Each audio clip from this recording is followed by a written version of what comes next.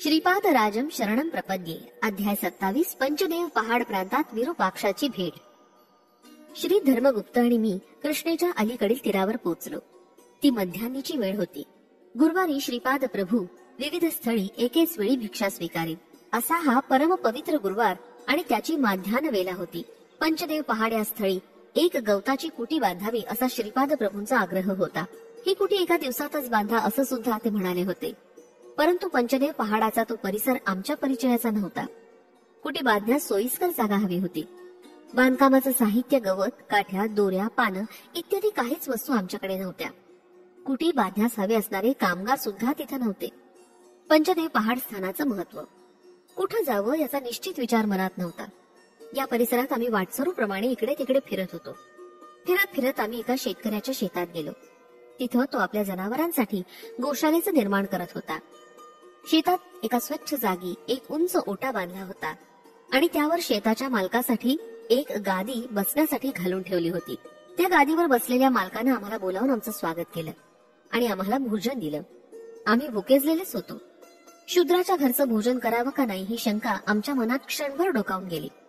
तेव्हा त्या शेताचा मालक चिडून म्हणाला, आमची जनावरं चोरून येऊन दुसऱ्या प्रांतात विकणाऱ्या तुम्हाला शूद्राचं भोजन द्यावं का नाही अशी विचित्र शंका आली का? त्या मालकांच्या दृष्टीने आम्ही चोर ठरलो होतो, परंतु भुकेमुळे आम्ही तेथील भोजन केलं। त्या शेताच्या मालकाचं नाव विरूपाक्ष असं होतं। भोजन झाल्यावर आम्हाला दोघांना एकेका झाडास बांधण्यात आलं। मी एक गरीब ब्राह्मण आहे, माधुकरी मागून आपला उदरनिर्वाह करतो असं अत्यंत दीनवाणीने त्याला सांगितलं। माझ्याकडे धन अजिबात नाही हे सुद्धा पुन्हा पुन्हा सांगितलं। यानंतर त्या शेताच्या मालकाचे लोक धर्मगुप्ताकडे धन असेल अशा विचारानं त्यांच्याकडे गेले आणि त्यांच्याकडे असलेलं सारं धन हिसकावून घेऊ अशा विचारात होते। श्रीपाद प्रभूंची कल्पनातीत दिव्य लीला, आमची सत्य परिस्थिती आम्ही परोपरीने समजावून सांगितली, तरी त्याचा त्या शेताच्या मालकावर काहीच परिणाम झाला नाही। त्याच्या आज्ञेनुसार आम्ही बंदिस्त होतो। काय करावं ते सुचत नव्हतं। त्याच वेळी एक यात्रेकरूंचा घोळका तिथे आला। या यात्रेकरूंमध्ये शिव कावडी नावाचा एक भक्त होता। हे यात्रेकरू वासवी कन्यका परमेश्वरीसाठी कावडी नेत असत।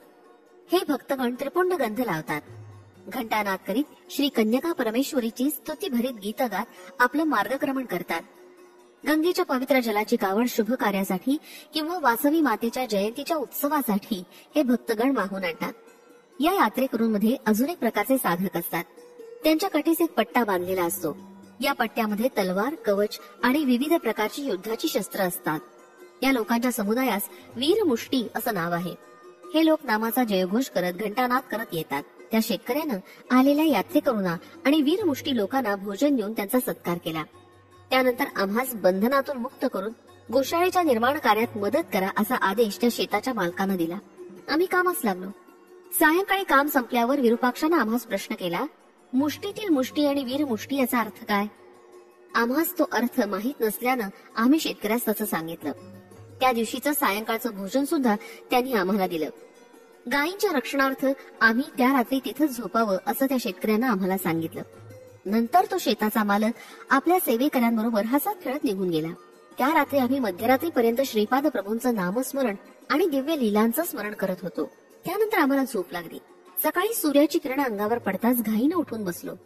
आजूबाजूला पाहिलं, तिथं गायी नव्हत्या। आजूबाजूचे शेतकरी येऊन विचारू लागले की ती जागा त्यांनी किती किमतीस विकत घेतली। आम्ही काल घडलेला वृत्तांत त्यांना संपूर्णपणे सांगितला, परंतु त्यांनी आम्हा दोघांना वेड्यातच काढलं। आमच्या मनात एकच प्रश्न सतत घोळत होता, काल पाहिलेलं दृश्य खरं का हे दिसत असलेलं खरं?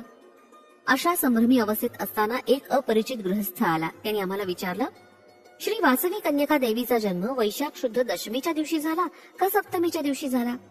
या प्रश्नास उत्तर देताना श्री धर्मगुप्त म्हणाले, श्री वासवी मातेचा जन्म वैशाख शुद्ध दशमीच्या दिवशी माध्यान्ह समयी झाला। त्या दिवशी शुक्रवार होता। हे उत्तर ऐकून तो अपरिचित गृहस्थ म्हणाला, तुम्ही दोघं वेडे आहात। त्या गृहस्थानं श्रीपाद प्रभूंबद्दल काढलेले उद्गार आम्हाला आवडले नाही। आम्ही कुरुगटीस तत्काळ जाण्यास निघण्याचा विचार करून मार्गस्थ झालो। आमच्या दोघांकडे नावाड्यास देण्यास पैसे नव्हते।